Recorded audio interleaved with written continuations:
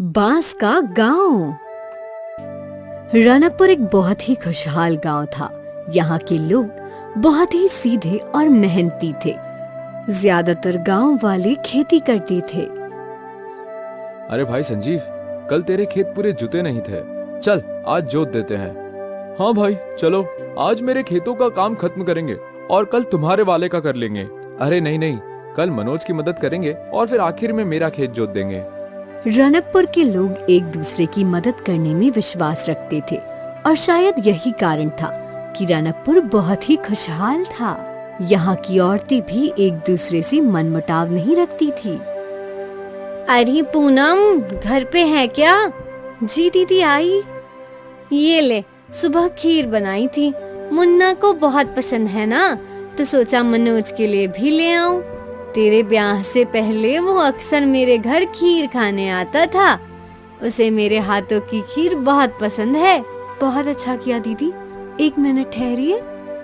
पूनम भीतर गई और कुछ लेकर आई। कल मैं बाजार गई थी और वहाँ मुझे मुन्ना के मनपसंद बताशे मिले। आप उसे ये दे दीजिए। ठीक है। गांव के बुजुर्गों को अपनी परवरिश पर नाज था। हमारा गांव कितना खुशहाल है, होगा कैसे नहीं, ये सब हमारे संस्कार है। अब वो तो है, बच्चों में आपस में इतना प्रेम है कि ये सब एक साथ एक ही परिवार की तरह रहते हैं। हाँ, एक बड़ा परिवार, रनकपुर परिवार। कहते हैं ना, खुशियाँ ज्यादा दिन नहीं टिकती, और इनके साथ भी यही हुआ। एक रात तेज आंधी चलने लगी। आंधी के साथ तूफान चल पड़ा। गांव वाले डर गए। बचाओ, कोई मुझे बचाओ। जगह जगह पेड़ और घर गिरने लगे। सबको गांव के मंदिर ले आओ, अब भगवान ही हमारी रक्षा करेंगे। गांव के मर्द सभी को मंदिर तक ले जाने लगे। गांव का मंदिर बहुत ही पुराना था और ये मंदिर एक गुफा के अंदर बना था। बाहर हो रहे आंधी तूफान का मंदिर पर कोई असर नहीं था। गांव के सारे लोग मंदिर के अंदर सुरक्षित थे। लगातार कई घंटों तक आंधी तूफान थमा नहीं। एक एक करके गांव के सारे घर जमींदोज हो गए। अगली सुबह जब आंधी थम गई तो गांव वाले गुफा वाले मंदिर से बाहर आए और अपने गांव की हालत देखकर रो पड़े। हे भगवान, ये क्या हो गया? तुझसे हमारी खुशी नहीं देखी जाती क्या भगवान? अब हम क्या करेंगे? क्या कर सकते हैं? एक बार फिर सब चीजों को शुरुआत से शुरू करना पड़ेगा। लेकिन हम खाएंगे क्या? हमारी तो फसल ही बर्बाद हो गई। भगवान हमारी मदद करेंगे। हम यूं ही हार कर नहीं बैठ सकते, हमें खुद ही अपनी परिस्थिति बदलनी होगी। हाँ बेटा, हम सबको मिलकर एक बार फिर से रनकपुर बनाना होगा। गांव वाले चिंतित थे, पर वो जानते थे कि अब उन्हें एक दूसरे का साथ देना होगा। मुन्ना, तुम खेतों में जाकर देखो, जो कुछ भी बचा हो वो समेट लो। मैं और संजीव जंगल जाते हैं, हमें सर पर छत बनाने के लिए लकड़ियाँ लगेगी। हम औरतें भी खाना बनाने की चीजों का इंतजाम करती हैं। हम भी तुम्हारी मदद करेंगे अशोक। ठीक है काका। गांव वाले अलग अलग काम में बट गए।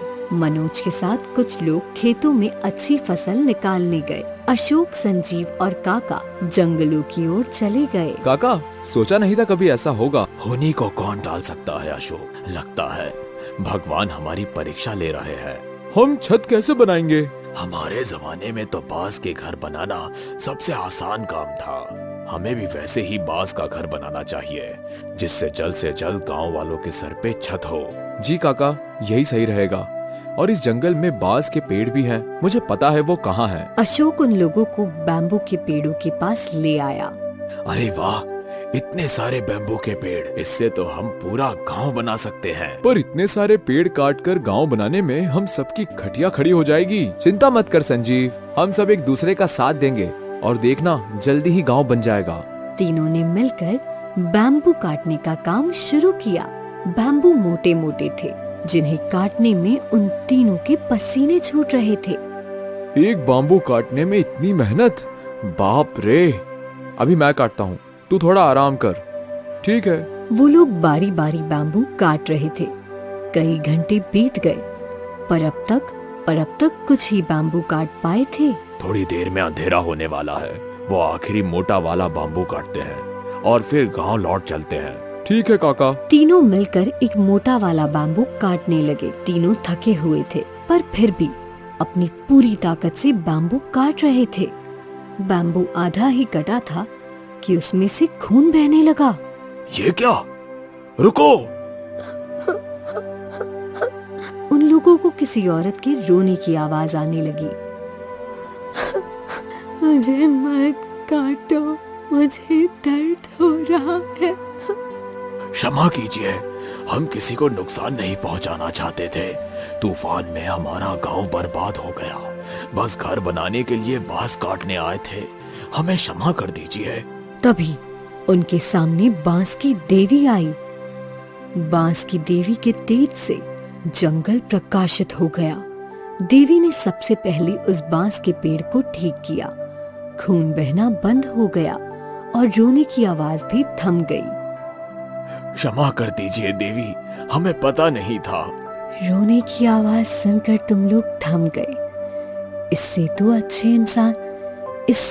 अच्छे इंसान हो ये साबित होता है।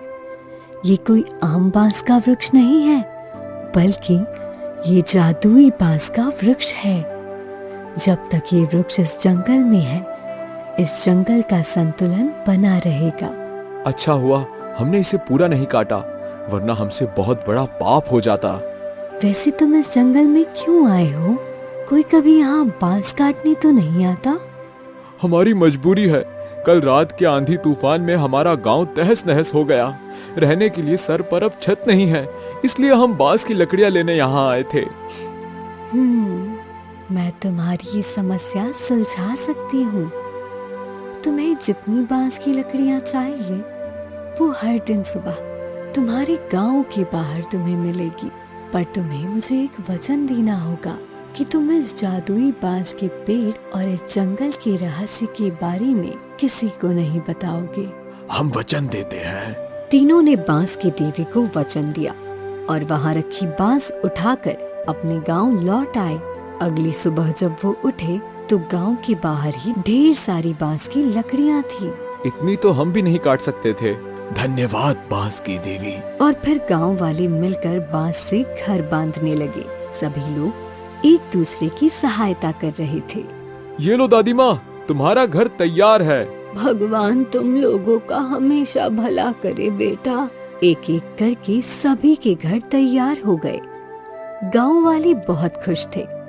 सोचा नहीं था कि समस्या से इतनी जल्दी उभर पाएंगे हम। ये सब सारे गांव वालों की मेहनत से हुआ है।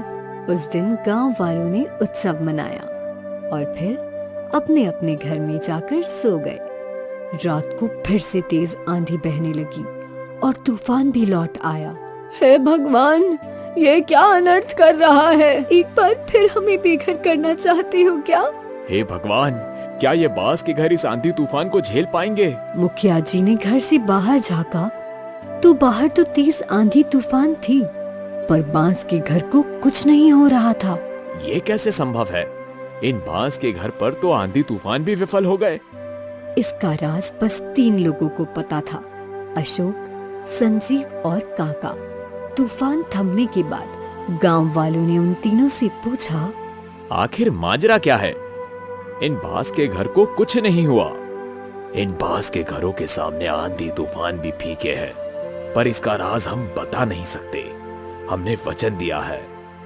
आप लोगों को बस यही बोलेंगे कि जब तक हम इन बांस के घरों में रहेंगे, हम सुरक्षित हैं। ठीक है, अब हमें चिंता करने की कोई जरूरत नहीं। रनकपुर एक बार फिर खुशहाल गांव बन गया था। अब कोई आंधी और तूफान उनके गांव को तहस नहस नहीं कर सकता था, क्योंकि उनका गांव अब कोई आम गांव नहीं, बल्कि जादुई बांस का मजबूत गांव था। अहियापुर गांव में भीमा और प्रताप ने साथ ही एक छोले भटूरे की रेड़ी डाली। भीमा और प्रताप बचपन के दोस्त थे। वो दोनों मिलकर काम किया करते थे और मुनाफा भी आधा आधा बांट लेते थे। ये ले भाई, इस महीने का आधा मुनाफा। अच्छा है, मुनाफा बढ़ता जा रहा है। दोनों दोस्त हमेशा मुनाफा बढ़ाने के बारे में सोचते थे। भीमा पैसे लेकर घर गया। उसने पैसे विमला को दे दिए। इस महीने ज्यादा मुनाफा हुआ है। बहुत अच्छी बात है। भगवान करे आपका मुनाफा ऐसे ही बढ़ता रहे। भीमा का परिवार खुश था। वहीं जब पैसे लेकर प्रताप घर गया, देख रही हो इस बार कितना ज्यादा मुनाफा हुआ है। क्या देखूं, आधे पैसे तो वो भीमा ले जाता है। सोचो, अगर पूरे पैसे तुम्हें मिलते तो तुम हर महीने मेरे लिए गहने बनवाते। पर क्या फायदा, तुम दिन भर इतनी मेहनत करो और बस आधा ही मुनाफा कमाओ। ऐसे क्यों बोल रही हो? भीमा भी तो मेरे जितनी ही मेहनत करता है। हाँ, पर रेडी आपकी, पैसे आपके और आधा मुनाफा वो कमाए, ये तो गलत बात है ना। इससे तो अच्छा होता कि आप उसे पगार देते। ऐसा तो मैंने कभी सोचा ही नहीं। कैसे सोचेंगे, आप इतने भोले जो हैं, और वो भीमा आपके भोलेपन का फायदा उठा रहा है। मैं कल ही उससे बात करता हूँ। केतकी ने प्रताप के कान भर दिए थे। वो चाहती थी कि प्रताप को ही पूरा मुनाफा मिले। अगली सुबह जब दोनों ने रेड़ी खोली, सुन भाई, ये रेड़ी मेरी है। इस व्यापार के लिए पैसे भी मैंने लगाए, तो इस नाते ये व्यापार सिर्फ मेरा हुआ। अगर तुझे यहाँ काम करना है तो मैं तुझे तनख्वाह दे सकता हूँ, पर मुनाफे में भागीदारी नहीं। ये अचानक तुम्हें क्या हो गया भाई? मेरी आंखें खुल गई है। तू मेरे भोलेपन का फायदा उठा रहा है। भाई, इस व्यापार को बनाने में मैंने कितनी मेहनत की है। तूने जो मेहनत की उसके पैसे तुझे मिल गए, लेकिन ये ठेला मेरा है। तुझे जमता है तो पगार पे काम कर ले।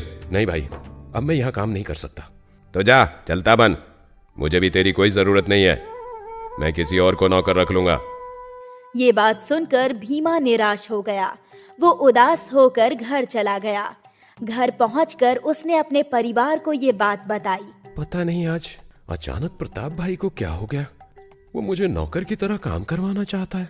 मैं सब जानती हूँ, ये सब उसकी पत्नी का किया धरा है।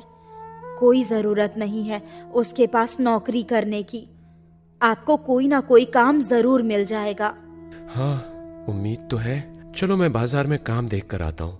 भीमा बाजार में गया और कई दुकानदारों से काम के बारे में बात की, पर किसी के पास भीमा के लायक कोई काम नहीं था।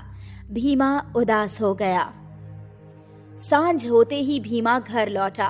भीमा का चेहरा देखकर विमला समझ गई थी कि उसे कोई काम नहीं मिला है। आप चिंता मत कीजिए, अगर आपको आज काम नहीं मिला है तो कल मिल जाएगा। थोड़ा सब्र रखिए। अगले कुछ दिनों तक भीमा यहाँ वहाँ काम की तलाश में घूमता रहा, पर उसे कहीं कोई काम नहीं मिला। यहाँ प्रताप ने एक बावर्ची को काम पर रख लिया था और उसका छोले भटूरे का ठेला पहले से भी अच्छा चल रहा था। एक शाम की बात है। तो हमारे बचत के पैसे भी खर्च हो रहे हैं। मुझे जल्द से जल्द कोई काम ढूंढना ही होगा। मिल जाएगा। कैसे मिलेगा? मुझे छोले भटूरे के सिवा कुछ बनाना आता ही नहीं है। तो पापा, आप वही बनाइए। क्या? सही तो कह रही है बच्ची। आप भी अपने छोले भटूरे की रेडी डाल दीजिए। रेडी खोलने के पैसे तो है ही हमारे पास। पर मैं अकेली रेडी कैसे संभालूंगा? मैं और शीतल है ना, हम आपकी मदद कर देंगे।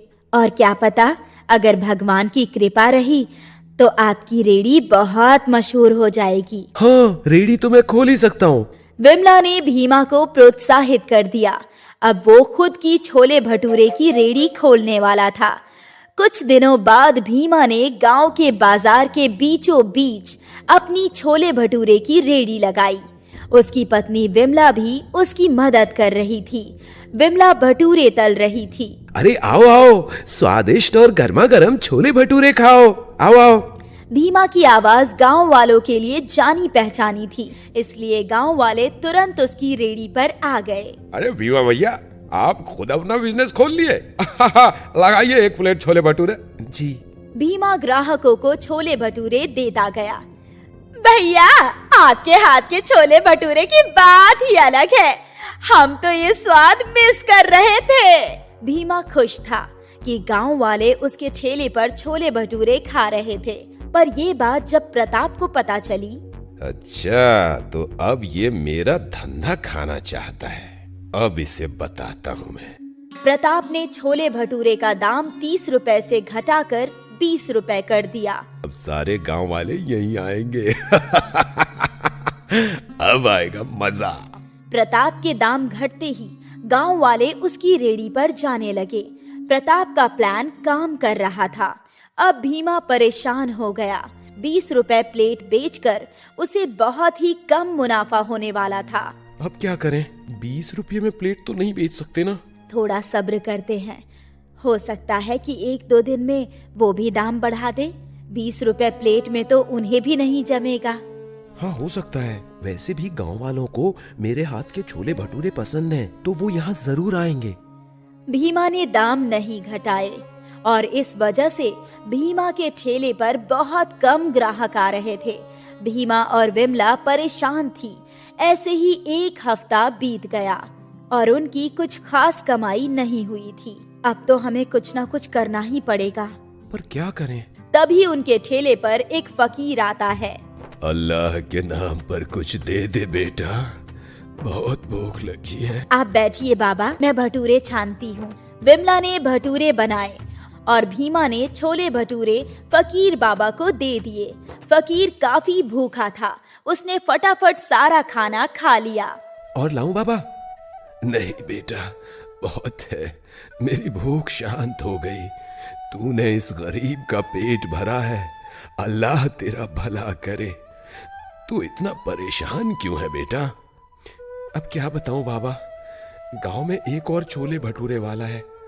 उसने छोले भटूरे का दाम घटा दिया और सारे गांव वाले वहीं जा रहे हैं। मुझे लग रहा है ये धंधा बंद करना पड़ेगा बाबा। चिंता मत कर, ऐसा कुछ नहीं होगा। तूने मुझ गरीब का पेट भरा है, अल्लाह तेरा दामन हमेशा भरा रखे।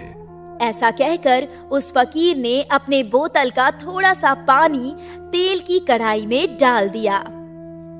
आपने तेल में पानी क्यों मिलाया बाबा? ये कोई ऐसा वैसा पानी नहीं है, जादुई पानी है। अब से तू जो भी इस कढ़ाई में बनाएगी उसका आकार बड़ा हो जाएगा। विमला ने एक भटूरा तेल में डाला और डालते ही वो भटूरा कढ़ाई जितना बड़ा हो गया। हे भगवान! इससे तेरी सारी परेशानियां सुलझ जाएगी बेटा। अल्लाह मालिक, मैं चलता हूँ। फकीर बाबा विमला और भीमा को आशीर्वाद देकर चले गए और बड़े बड़े भटूरे देखकर गांव वालों की भीड़ लग गई। इतने बड़े भटूरे मैंने आज तक कभी जिंदगी में नहीं खाए। भीमा ने दाम बढ़ाकर 50 रुपए कर दिए। फिर भी ग्राहकों की भीड़ बढ़ती ही जा रही थी और यहाँ प्रताप अपने नौकर पर चिल्ला रहा था। अबे, उस भीमा की तरह बड़े बड़े भटूरे बना।